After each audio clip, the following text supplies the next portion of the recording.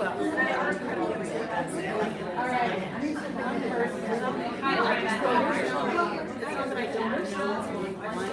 That is yeah, I just want to hear what's the baby, when the baby. I might have a little. What are they there? Okay. I would love to see if you're able to stay for our, just say that part. Yeah. Because there are a lot of people who listen to it. They're doing it all the time. Yeah. So, I don't know.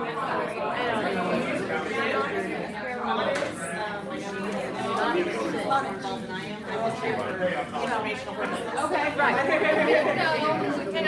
Things why it's not working.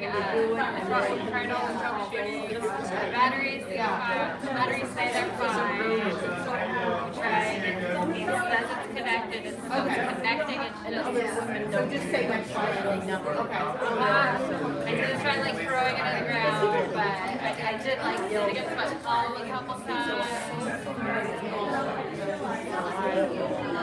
Yeah, so we're gonna try after y'all leave, read the computer like that helps. And Her face is someone that I feel like so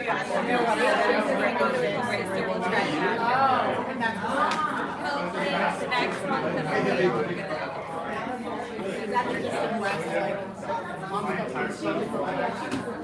okay. Yeah. Oh, that might be it. That, I was involved in that.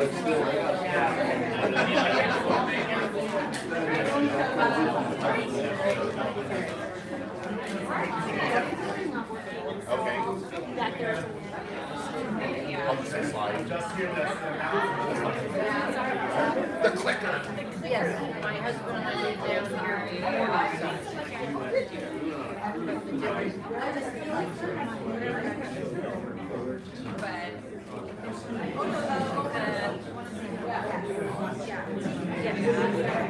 I think we are more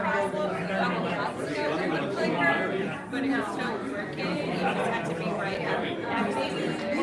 And we tried switching it out with a different clicker, and that had the same problem. So we think it might be a computer issue more than a clicker. Thanks. No problem. Yeah. So yeah, it should be this one. So, yeah, we are in the process of getting this room done. No, it's not. Yeah, I can't wait. Coming down? Yes, I am. Yeah.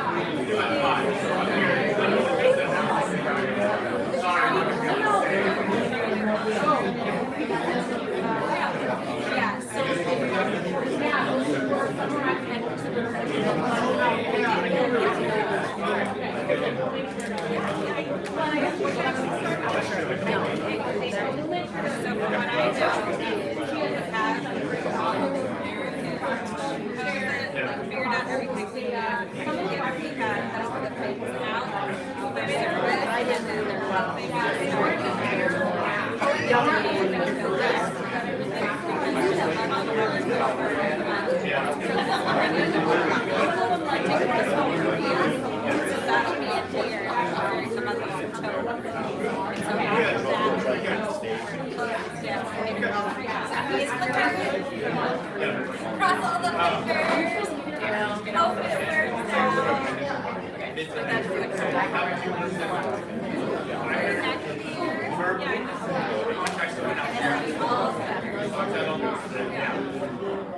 That will be announced next. There we go.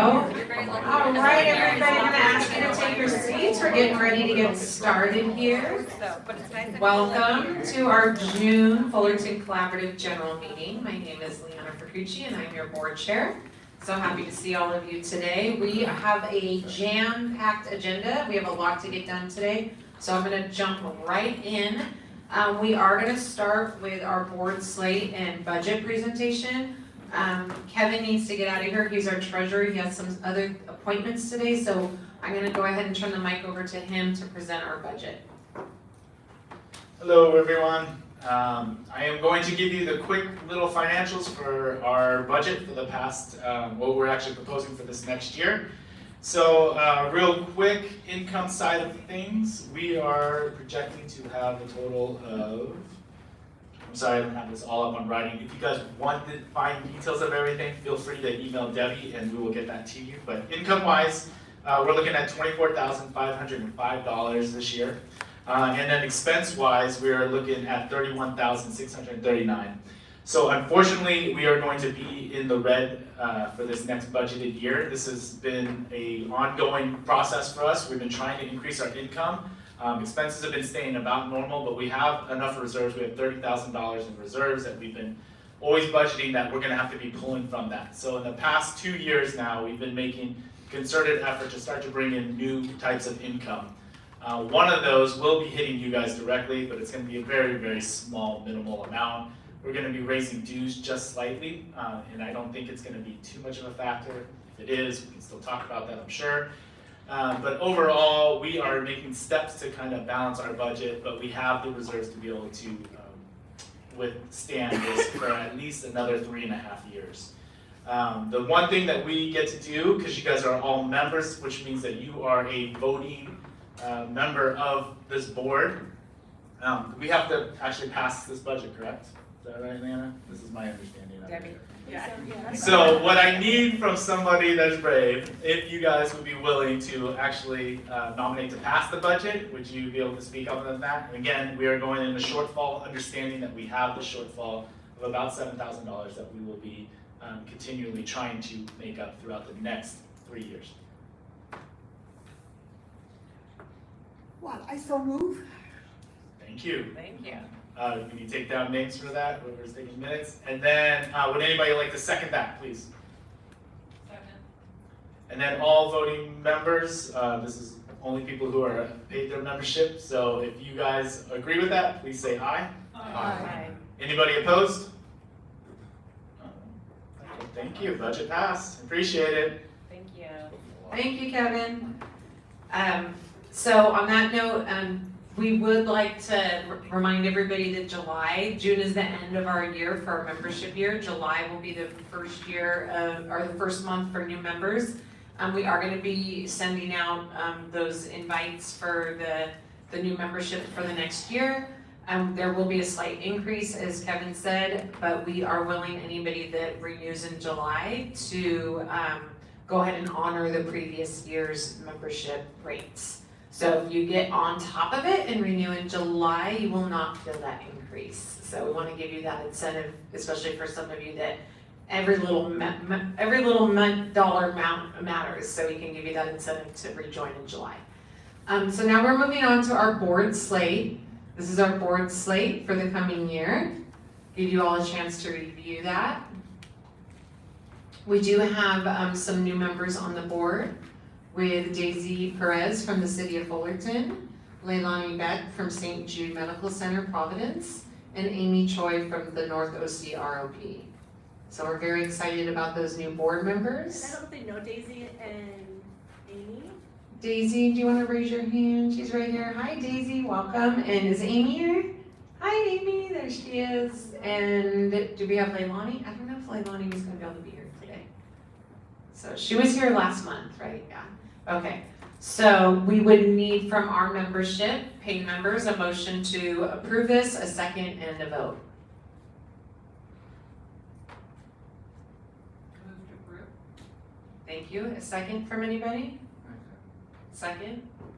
All in favor? Aye. Anybody have a no vote on this line? No? Okay. Slate is approved. Perfect. Thank you for helping us. That was our business we have to do every June for the coming year.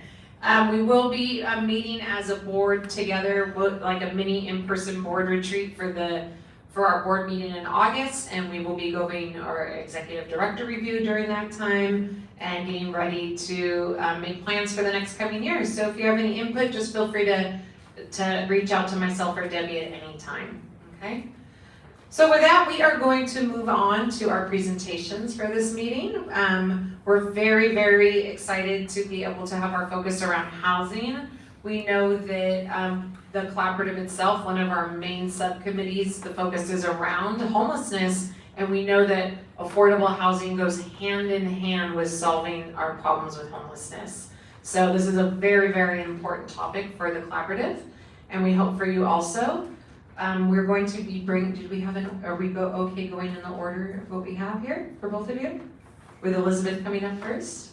Yes? So first announcing is Elizabeth Hansburg. She's the co-founder and executive director of People for Fair Housing OC. Thank you so much. Let's put our hands together for Elizabeth. Hi, good afternoon. Actually, it's just People for Housing OC. We are for fair housing, but we're also for, we're all for fair housing, no question, but we're a housing advocacy organization. So fair housing is actually something very specific in housing law, so don't want to get that confused. I'd like to introduce Natalia Hernandez. Natalia is my housing advocacy organizer, and she's going to be helping me with some data that we're going to present to you.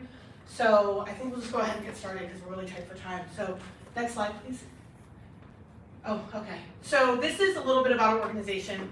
I founded People for Housing Orange County after watching what happened in Fullerton in 2017 around 2 different housing proposals where there was a lot of NIMBYism from people who already had housing trying to derail the projects that one was affordable, one was market rate, and it sort of put a bee in my bonnet that people with housing shouldn't be able to tell people who are in search of housing that they can't live here, that there's a real injustice in that. And at the same time that I was learning that, or I was watching that, became very aware of the Yes in My Backyard, if you've heard of the YIMBY movement. And so that really inspired me to go ahead and start an organization for Orange County. And you can read here, we're a nonprofit founded to advocate for more housing production. We know that the housing shortage has caused an affordability crisis that disproportionately affects low-income communities and BIPOC communities. It is an imperative to uplift and reach these low-income communities of color because they're the people that are most directly impacted by the housing crisis. This is part of our mission. We have multifaceted things that we do, but this project I'm going to be telling you about is about this element of our work. Next slide, please. Okay, so now about equity in OC. For some of you probably know about this, but this is COVID money that came from the feds to the county healthcare department, and it was pushed out to small nonprofits all over the county with the goal of closing the social determinants of health. So the health outcomes and the social determinants of health. And the 3 that were chosen was health and wellness, food as medicine, and housing as healthcare. And so we applied as part of a team of larger other organizations to fund a project for here in Fullerton that we call Homes for All. Next slide, please. So these are some of the other organizations that we're working with. There's 3 pilot cities. Fullerton is one, Garden Grove and Lake Forest are the others. And we're all working together under the guidance and leadership of the Hope Through Housing Foundation, which is serving as the backbone for this grant. Next, please. So our aim with this is to increase the housing policy understanding of community stakeholders to advocate for the approval and production of affordable housing throughout Orange County. And the idea of this project is to do the deep outreach needed to uplift the people that are most impacted by the housing shortage. There are a lot of people who look like me who have backgrounds and degrees that make our voices heard. We know how to do that. We know how to access the system. This project is really about trying to go one level deeper or multiple levels deeper, and we've worked with community partners to try and reach low-income folks living in what are called rent burden census tracts, which that's where you're spending 30% or more of your income. That's a federal HUD definition. And most of those people are Spanish speakers. Some of them are monolingual Spanish. And that's the population that we're trying to reach through this grant project. Next slide, please. So these are our project goals. We want to inform the residents about what's happening in their city regarding housing, which is the city's housing element, which is also out of date. We want to empower a group of residents to act as a coalition in support of affordable housing.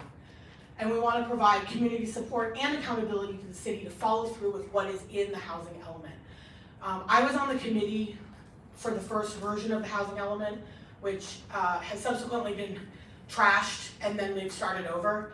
So I know what's supposed to be in there, right? We're supposed to work on things like closing the racial and socioeconomic housing segregation, right?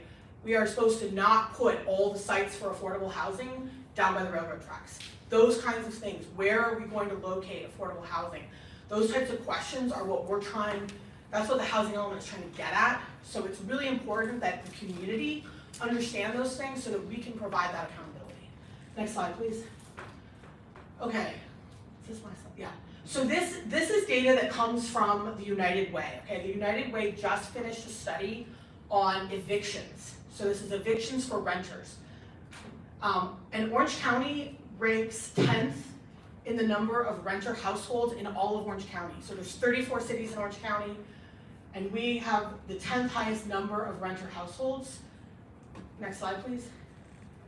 Here's the one that killed me when I realized this, and this is not my work, this is their work. We are first. We have the #1 per capita eviction rate in the entire county. Right? Let that sink in. That means people being evicted for non-payment of rent. And can you go down a little bit? No, sorry, okay. Can you go up a little bit? There. Fullerton has the highest number of rent-based eviction filings in all of Orange County. It's not Santa Ana, it's not Anaheim, right? It's not even Irvine, right? It's us. We gotta change that. Okay, next slide, please. Something that is on the plus side is that we had the 5th highest number of recipients of emergency rental assistance in 2021 and 2022. So that was COVID money that came to cities. So we can say that our city did a decent job of pushing that money out to the community, right? Because we're ranking 5th out of 34 cities in people getting assistance. But it still wasn't enough to keep them from facing eviction. Okay.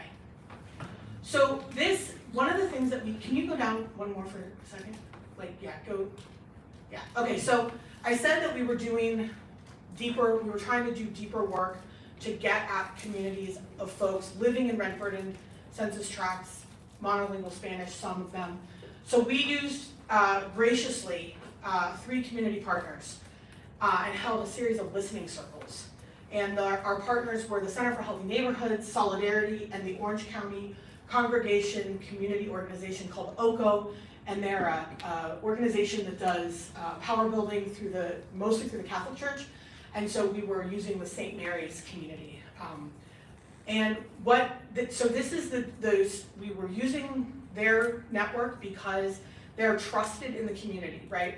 They don't know me, I don't speak Spanish, so I was gonna have a really hard time. So if it was not for the partnership of these organizations, and I wanna give a huge shout out to Eglis Nuncy and to Kevin and to Miguel and Blandy at OCO. They made this possible, right? If we didn't have their partnership, we wouldn't have gotten very far. And what we did was we held a series of listening circles where we administered a questionnaire. You go up or go this way. Yeah. This was about our questionnaire. This was a questionnaire that came to us from the Kennedy Commission.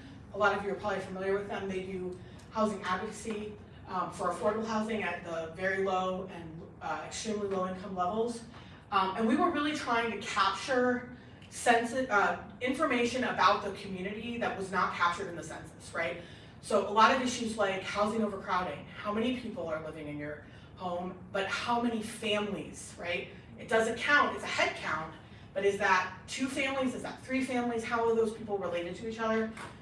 It's not always captured. Living conditions is not always captured. And so we wanted to try and dig a little deeper and get at some of that information. And then the other thing that this really gave us was, it was an opportunity for us to start a conversation, right? If we asked people about their lived experience, right? And trying to lift up that voice, right? And collect that information in a way that was empowering, but not sort of putting someone on display, right? We didn't want to ask people to come up and, share their lived experience if that wasn't comfortable for them. So it was a way for us to try to start that conversation without being too, I guess I'm gonna say, voyeuristic about it, right? Because we didn't want to do that. Okay, two up, please. Okay, this is just a map that shows the dark purple are the most heavily burdened in terms of rent burden census tracts, and the lines on the map show you basically where the different organizations that we've worked with are sort of, I guess you could say, rooted, the communities that they serve. We have one opportunity left for another community listening circle, so if you know folks in West Fullerton and you would like to work with us, please come and see me. Okay, next, please. Okay, so this was pictures from our listening circles, and then go one more. Yeah, okay, now I'm gonna turn over to Natalia to talk about the, what we heard. So she's gonna talk about what we heard. Okay, so just for time, we'll try to rapid fire this. So this is kind of just a summary of a lot of the talking points amongst all the residents that were in the listening circles.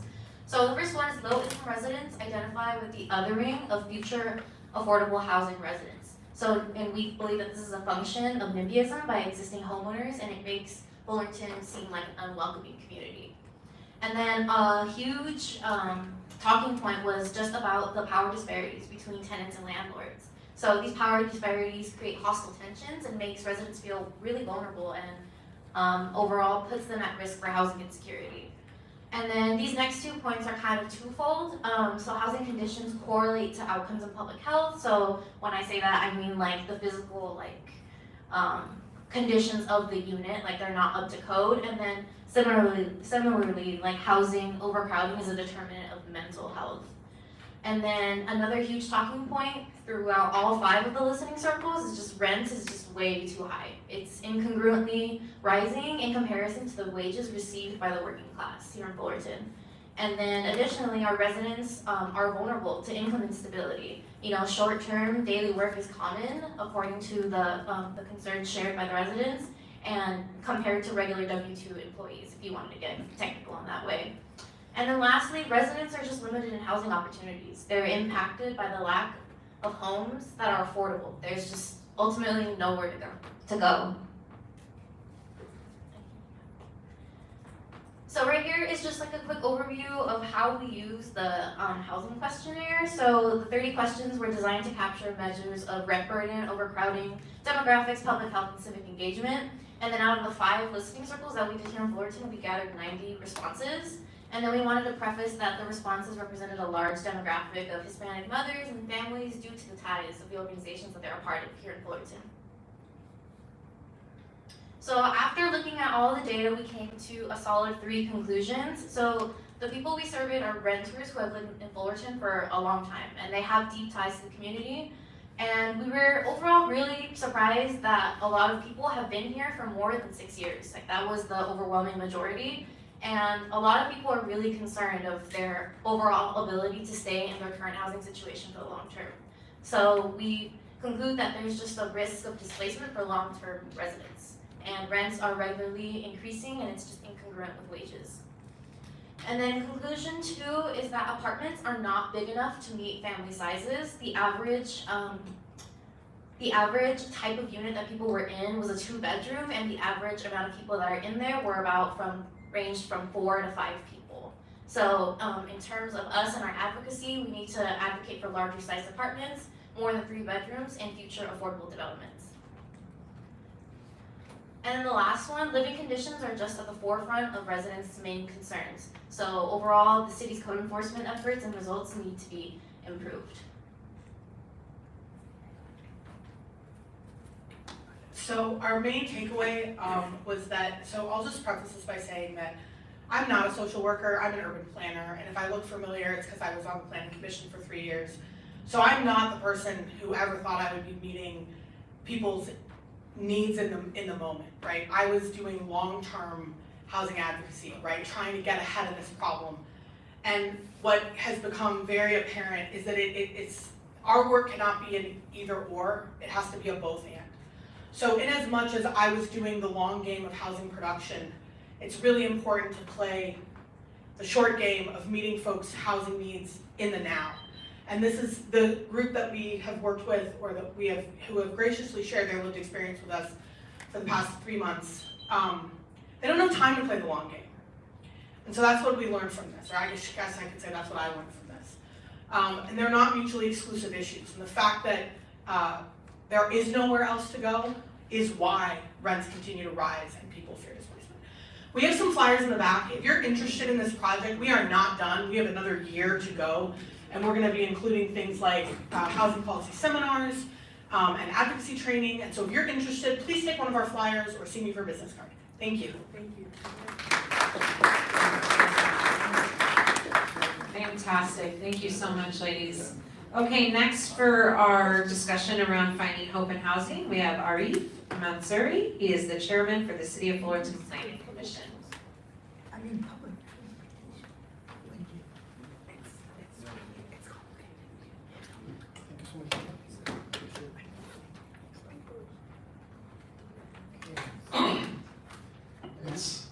Speaking of after Elizabeth Hansburg is not an easy task. She is a former chairwoman of the Fullerton Planning Commission and my predecessor.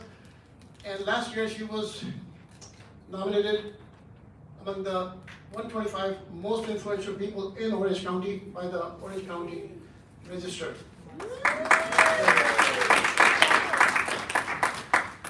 I'd like to acknowledge the presence of Council Member Shana Charles and also the presence of my colleague on the Fullerton Planning Commission, Commissioner Patricia Tudor. So the topic that I will be talking about today is building a better Fullerton, and specifically the crucial role of the Planning Commission in building an equitable and sustainable development. So I will begin by telling you a little bit about the Planning Commission. Next slide, please.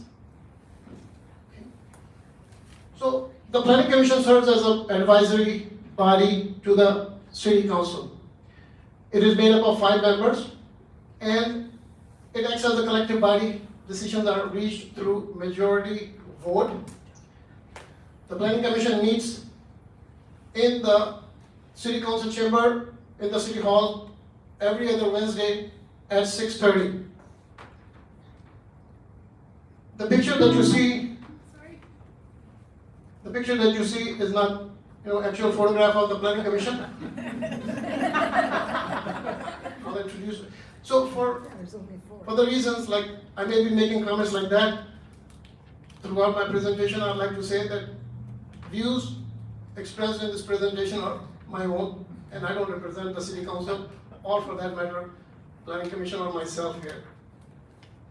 Next slide, please.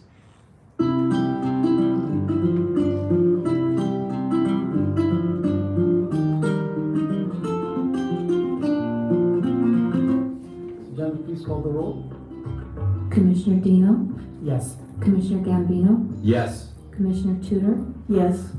Vice Chair Cox, Yes. Chair Mansuri. Yes. Next slide, please. So what does the Planning Commission advise the City Council about? It advises the City Council about the general plan, which is a plan that City Council has for the present and the future of Fullerton. Also about zoning, which is the land use. Every parcel of land in Fullerton has a specific zoning things. Some are zoned residential, some are commercial, some are industrial. Then the conditional use permit. Conditional use permit is when you want to change the use that is defined by the zoning. So if it is zoned for commercial and you want to build an apartment complex, you need to apply for a conditional use permit. Then there is a variance, which is when you want to vary from the municipal code, which is like if you have a height restriction or the offset or setback from the your property line, you would need to apply for a variance. Subdivision is the process of dividing a large parcel into smaller parcels, and it may require building the streets and infrastructure. Historic resources. So historic resources are one of the very important role of Planning Commission. We preserve the historic resources for the community, and also CEQA, the California Environmental Quality Act, which basically ensures sustainability, which is the sustainability is development which meets the needs of present but does not compromise the use of the development by future generations because it is not destroying the environment. Next slide, please. So the Planning Commission reviews the projects in 2 ways. So it is a quasi-legislative body. So quasi doesn't really mean that it's just in your head.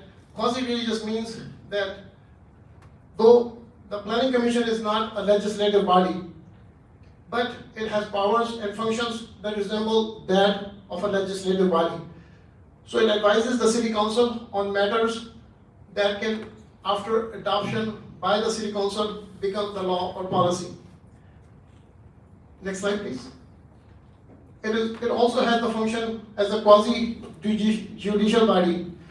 So as far as the CUPs or the variance, it acts as a judicial body, and the decision of the Fullerton Planning Commission may be final. It can be appealed to the City Council, but it is final. Next slide, please. So zoning is, it defines allowable land use and development standards, including the use of, building, the size, height, lot coverage, and many of the similar things. Next slide, please. So this is a zoning map. It shows that light yellow color shows single-family residences, and it's all over Fullerton. Next slide, please. So the general plan is a long-term planning vision and goal that is set by the City Council. It guides decision-making and shapes future growth. So we'll be talking further about the general plan. And then the second thing is municipal code. So all the projects that the City Planning Commission reviews, they make sure that they're consistent with the general plan, and they meet the guidelines of the municipal code along with the CEQA. Next slide, please. So these are the general plan elements. General plan has several chapters, 7 chapters, and some more. Each chapter is called an element, and the most important to the Planning Commission is the housing element. Housing element is what defines equitable development. The housing element defines that we want to produce in Fullerton developments that are for all income levels, residential development for all income levels for affordable housing as well as market rate housing. Now, as we know, in California, there is a major shortage of housing, and a lot of it has to do with the affordability. It is predicted that by year 2025, we would have 4 million people in California that would not have a house. So in addition to the affordability, there are other factors that the Planning Commission has to deal with. If you please. Okay, so these are the things that the Planning Commission also has to face with when they're making decision. Of course, NIMBY, not in my backyard. I have a beautiful home, very expensive. I don't want you to build an apartment building next to it. Then the next one is banana. Build absolutely nothing, anywhere, near anyone. Well, so now this is not all irrational, because see, would you like to have a skyscraper anywhere in Fullerton? Maybe not. So these people are not irrational either, but agree or not. Then the last one is citizens against virtually everything. So again, these are preservationists. So these are the people that want to leave the things alone. See, we have a beautiful community. Why do we have to go and build new bridges, new streets, or anything new? Just leave it alone. But now let's watch this very short video that explains why we need to consider every income level in our planning. Housing. It's the foundation for a thriving quality life. As we add more jobs. As our workers retire.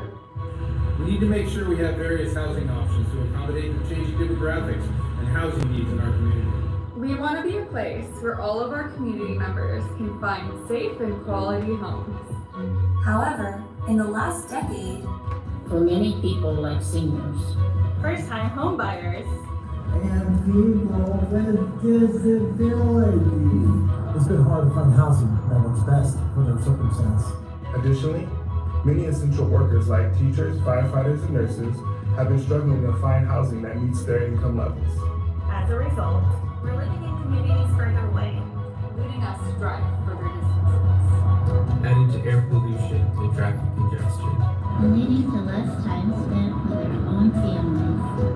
To ensure our community can meet the varying housing needs and provide fair, accessible options for all. California law requires that all cities and counties prepare a local plan for creating new homes and meet the housing needs for all members of the community. These local plans are known as housing units. While the housing element does not guarantee that housing will be built, it is an important stepping stone to ensure we have strategies and incentives in place that support and encourage housing that provides access to good schools, jobs, parks, and transportation. However, developing a housing element demands answering a lot of different questions, and finding these answers can be a lot easier with the input and feedback of people who know and care about their cities.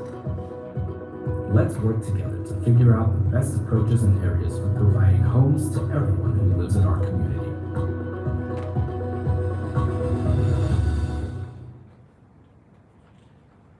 So housing element is updated every 8 years. We are in our 6th cycle of housing element update. If you would look at the second column from the right, at the very bottom, it shows 13,209. This is how many houses Fullerton has to zone for in this cycle, which is the 6th cycle, which started in 2021 and ends 2029. So we, in the 5th cycle, which was the cycle before, we were asked by the state of California to zone for 1,800 houses. And in this year, we are going to build or zone for 13,000. And as you can see, there is very low income houses, 3,000, low, almost 2,000, moderate income, and market rate. So this is how we get equitable housing, by mandating, this categories of different categories. Next slide, please. So this is how we are going to create these housing. These are a couple of laws, the ADU law and the Surplus Land Act. So the real way how we are going to come up with 13,000 houses is the HIAS. HIAS is a housing incentive overlay. It does not change the zoning of the property, but overlays a zone which allows for conversion of the property to residential if the owner so chooses. So it still stays industrial or commercial property, but it can be changed into a residential property if they meet the affordable income housing requirement. Next slide, please.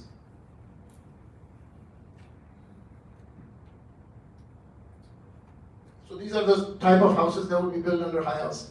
Next slide, please. Next slide, please. So these are some of the projects that are in the pipeline that I would like to share with you. These are the projects that I'm excited about. There are lots of good things that are happening in Fullerton.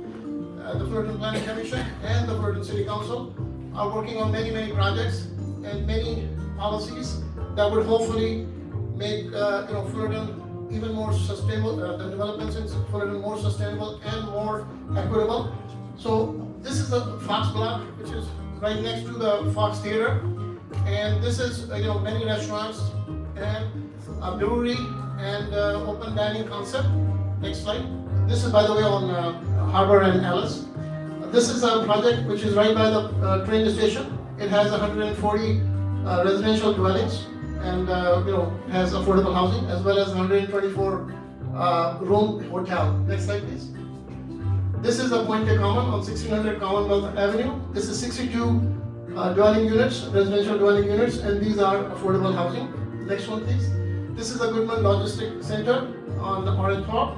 This is 1.5 million square feet of buildings and almost 65 acres. This is intended for use of logistic as well as e-commerce. Next slide, please. This is the Pines at Sunrise Village. This is 12.5 acre property that was commercial, and a portion of it was converted into residential, 133 units. So this about finishes my presentation. Thank you all for your time and attention. I'd like to thank Dr. Deborah Stout and Liana Akuchi for inviting me. Thank you so much. Can I just add one comment? So just so people don't freak out, it's not 13,000 houses. it's 13,000 housing units. So it doesn't have to be a single family home. It could be an apartment, it could be a townhome, it could be a micro unit. I mean, there's lots of ways we can get there, right? It can be an ADU, that counts as a housing unit. So I just don't want anybody to freak out that like we're gonna pave everything and, you know, have a bunch of little, you know, 13,000 houses individually.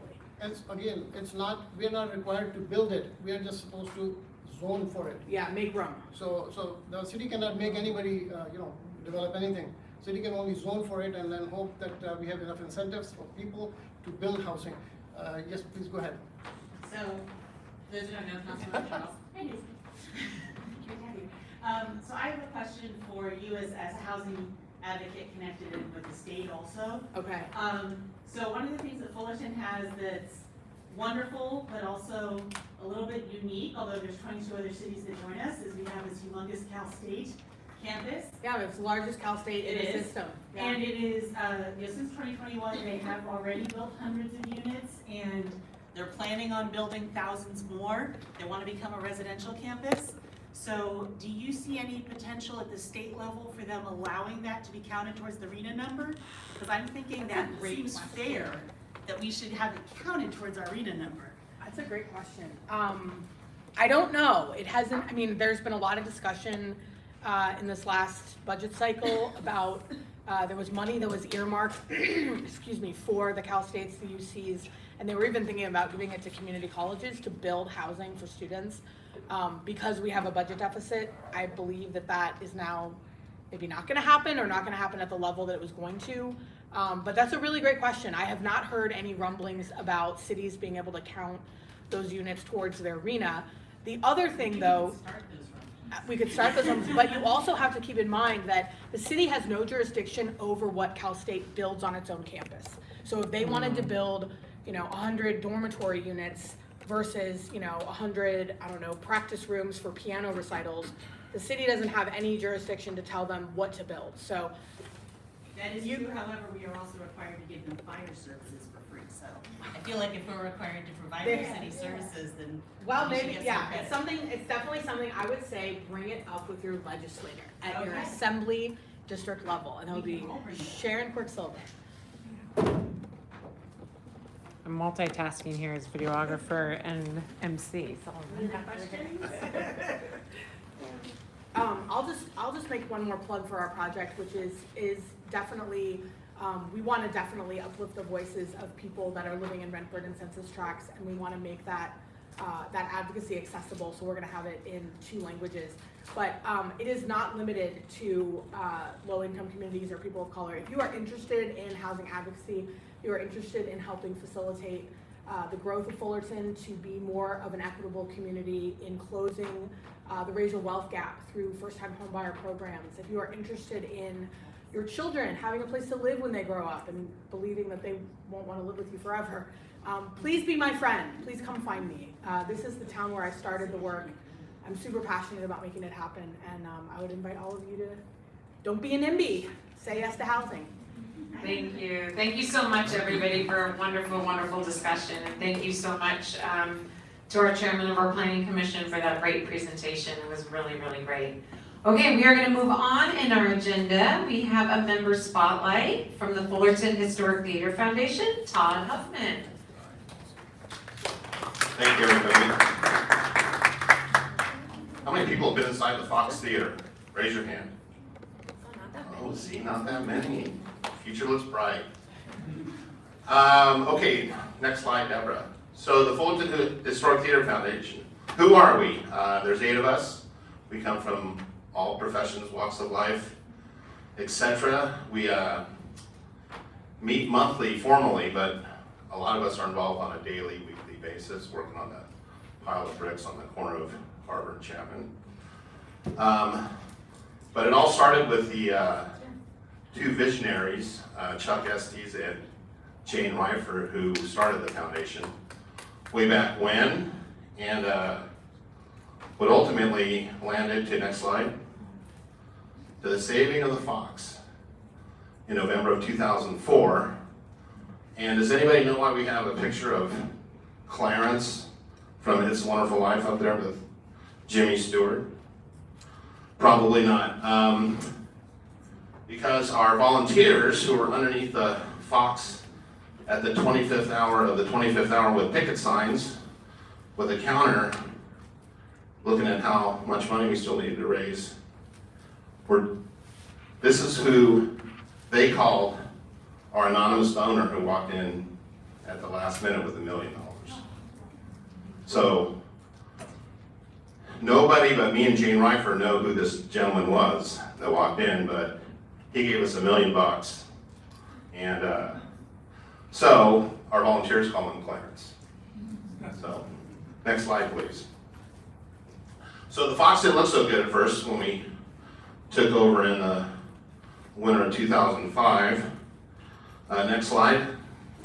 So we organized some work parties, and next slide. And the community got to work. Literally thousands of hours of the community poured into these work parties. Cleaning up the Fox. Next slide.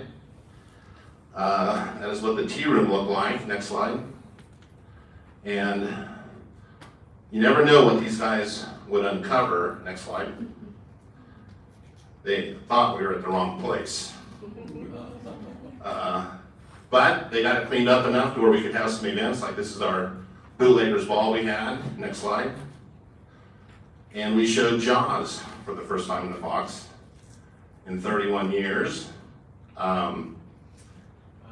Since 2004, since we took ownership of the theater, over $16.5 million has been invested in the theater.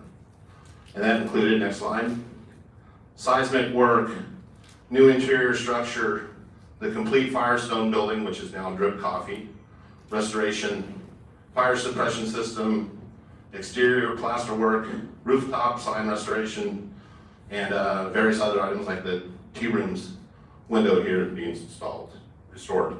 Next slide. Currently, we have a phase going on, $2.5 million that Sharon Quirk Silva helped us get through the state of California, which is going to get us new bathrooms. Yay! And a new air handling system, prep work for the new HVAC system, and some lobby refurbishment, etc. Next slide. So the future, we have a new business and operating plan being developed, a new capital campaign plan about ready to be released, and we'll be open for some events at the beginning of next year. And we're working with the city on, we hope, a major reveal in May of 2025 for the Fox's 100th birthday. So, and that's it. That's us. That's the Fox. Got 3 minutes? Any questions? Any questions? Right here? Yes. If we'd like to visit the Fox Theater, how do we do that? If we'd like to visit, how do we do that? Well, it's not really open. You could find a board member, myself, and if we're over there, we could walk you through. So we don't have any formal tours right now because it's under construction. Literally, the 360 group is over there daily, banging boards and putting in toilet pipes and plumbing and wiring. So, anything else? Other questions? Todd, can you also just share about the Day of Music? Oh yeah, there's that.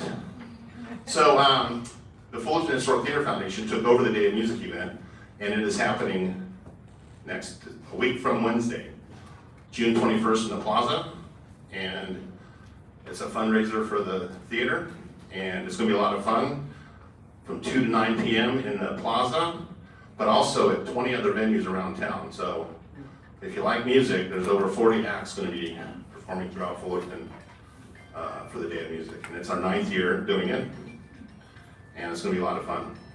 Yes, Judy? It's at a fundraiser. Where do you get the money? That doesn't look like it has tickets. We're selling booze, we're selling t-shirts at the event, and we sold some sponsorships,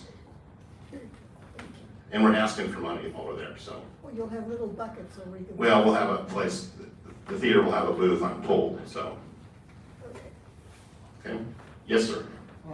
The Fullerton Observer just came out this morning, and it's got a whole section on the Day of Music, and I brought copies in there back in the corner if anybody wants copies. Great. Yes, we have our full page ad on the back there. Thank you, Saskia. Yeah, we worked together with her on that whole article. Thank you. All right, thank you so much. Oh, it took my agenda. My agenda. Thank God. I don't have that in my head. Okay, wonderful, wonderful member spotlight. Okay, next we have our subcommittee reports, our Fullerton Collaborative Board, and our membership. We do a ton of work in the city, but we do have some general focus in our 4 subcommittee areas, which are next gen, our homelessness, our early childhood, and health and wellness. On that note, Peter, you want to come up first for health and wellness? Yes. And then we will have David, we'll have you go next. And Peter is on our board representing St. Jude Medical Center and the work they do with their Move More, Eat Healthy campaign. Here we go, Peter. Thank you very much. Can everyone hear me? Okay, perfect. Hello, everyone. So just as a quick reminder, in the beginning of May, we began implementing our Step Up Your Summer quarterly health and wellness challenge with the objective of really focusing on creating community engagement citywide and really focused on how we can begin integrating different health and wellness behaviors into our everyday lives. And so with this Step Up Your Summer challenge, what we're doing is we're providing health education during community events throughout the city, and we're really focusing on 2 different objectives. And so in the past, when we've conducted these challenges, our most successful challenges have been our soda-free summer and our summer steps challenge that happened during the pandemic. And so we wanted to integrate both challenges, and so that's how we decided on the Step Up Your Summer challenge. And so during the different community events, we're really focused on educating the community about these 2 different goals and having them really set one of the 2 goals, setting a pledge for themselves to focus on that during the summer. And so really focused on implementing the stages of change model. And so the challenge is happening from the beginning of May until the end of August, and we're providing support every Friday with every single individual that creates a pledge for themselves. And so we're providing resources for them and also conducting follow-up calls, emails, just to check in on them to see how they're doing with their goals. One thing that I'm extremely happy to announce is that with every individual that we actually do follow up with, over 90% always communicate that they've been staying committed to whatever their goal has been for these challenges. And as a positive incentive, anyone that participates can potentially win a $100 gift card, and you also get a cool wristband for signing up. So, so that's for our Step Up Your Summer challenge. And also our next meeting will be happening on June 28th, virtually at 12:30. If you're interested in joining the emailing thread, please reach out to myself or Debbie, and we'll be discussing potentially coordinating our fentanyl workshop in the fall. So if you would like to participate. Awesome, thank you, Peter. All right, next we have David De Leon, who's going to present updates for the Next Gen Youth Empowerment Subcommittee. Good afternoon. As we've talked about the last couple of months, we've been in transition with Next Gen, and we met with the board last month to talk about our new initiative that's going to be coming up for this next year, and that is going to be working toward establishing a youth committee, which will encourage young youth to be part of this group so that they have a voice in many of the things that are happening in the city. We have yet to determine when our next meeting is going to be. It's going to be coming out very soon, but I need to pull the committee together to determine when we'll be doing that. So anyone who's interested in learning more about what we want to do, you can reach out to me. Amy Cho's a member of the committee, and as well as Brett and Bev, who was not able to make it today, but you can reach out to us and we can fill you in with more. We're actually going to be reaching out to you to invite you to be part of the committee if it's a space that you know is relevant to you. And then also we do want to have some, as we begin to kind of formulate what the plan of action is, we're going to need representatives from the youth. And so it's gonna be eventually run by the youth, and it's gonna be, we're gonna just kind of oversee it. However, in the beginning, we're just gonna try to map out a course that it will enable that to kind of grow. So if you know of someone that might be interested, or you might be interested, please reach out to me or to Bev or to Amy. Thank you. Thank you, David. We're very excited about this new start for Next Gen and empowering our youth with advocacy. So next we have is, if Danielle is not here, is Helene here for an update for early childhood? This is Helene Morris from the Fullerton School District.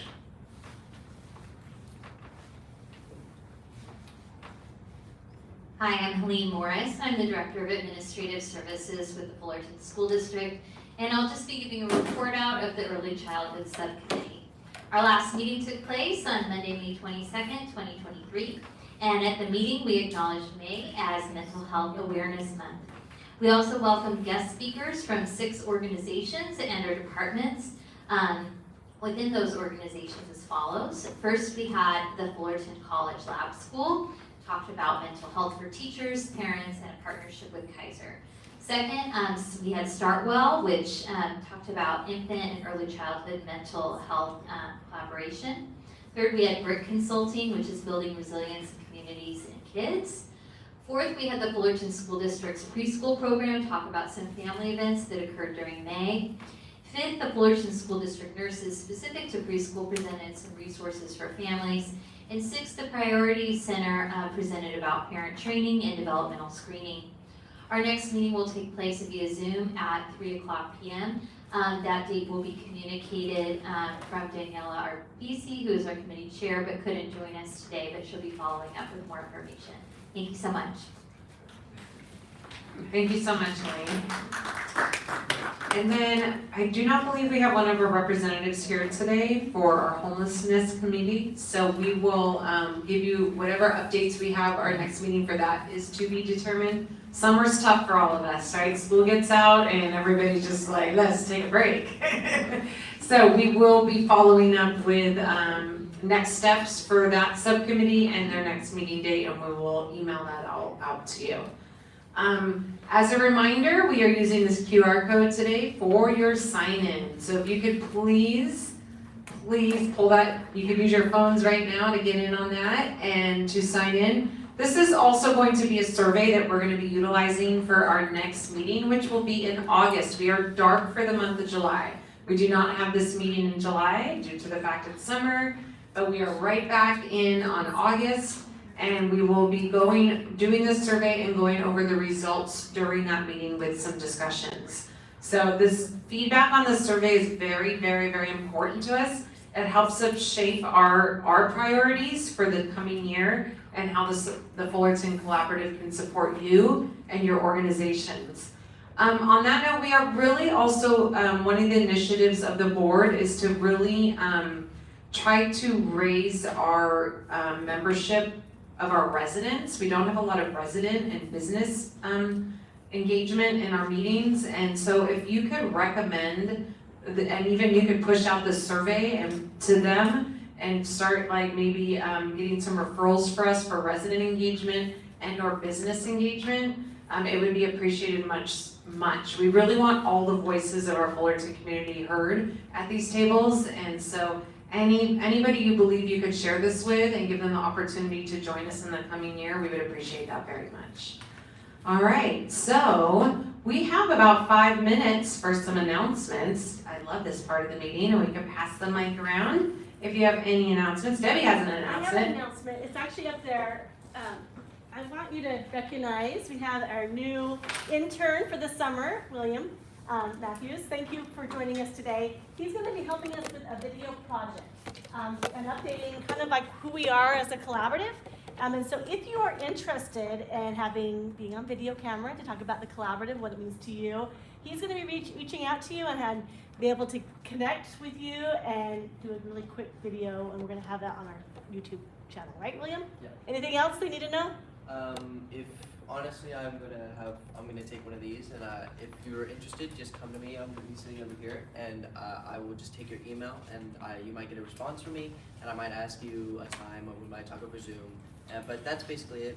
We'll be talking and making a new video for us in the collaborative. Thank you all so much for being our intern for the summer.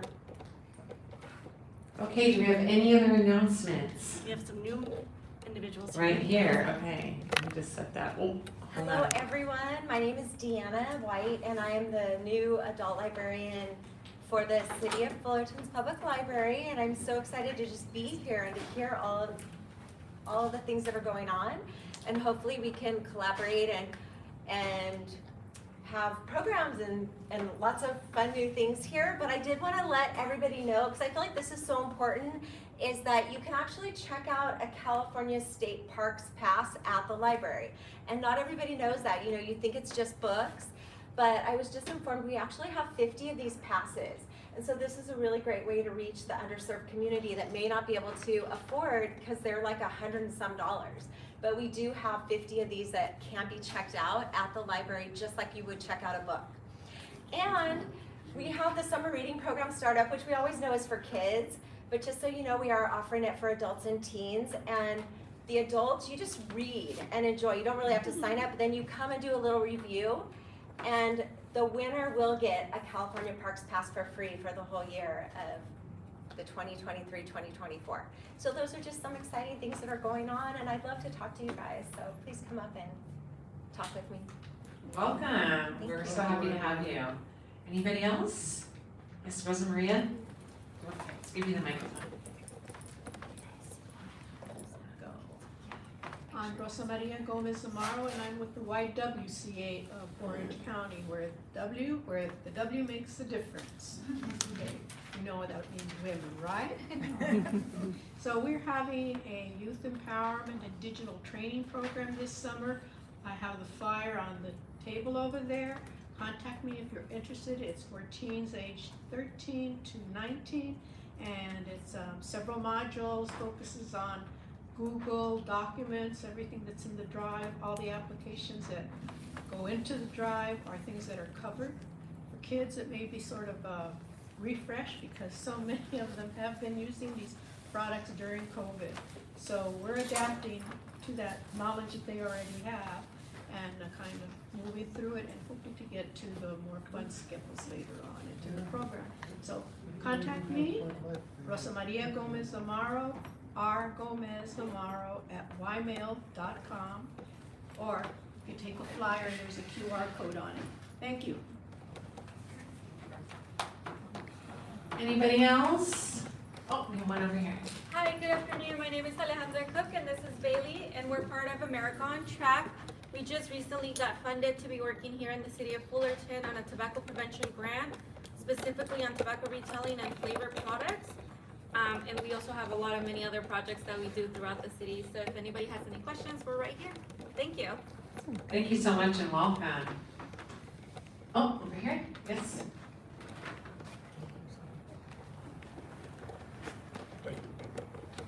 My name is Jerry Green. I'm with the Fullerton Observer, among other things. I've been working with an organization about last year called Recovery Road.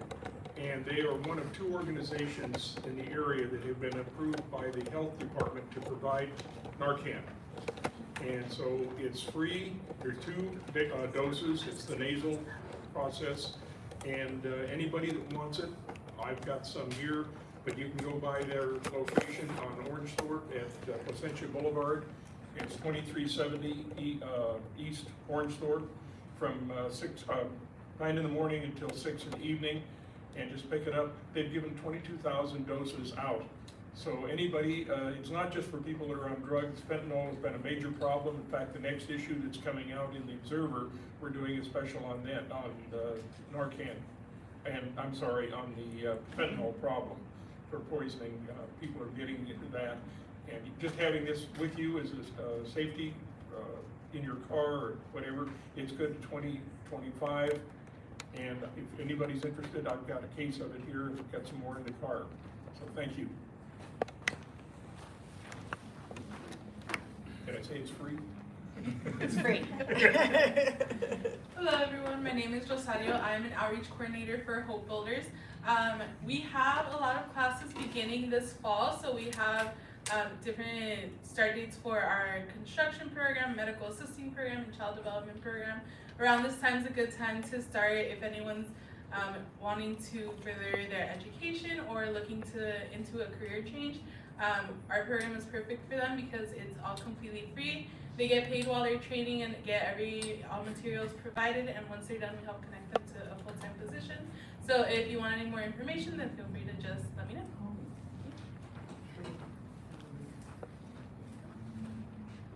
Okay, well, I think that's it for everybody. We're gonna end our meeting now. Thank you so much for joining us.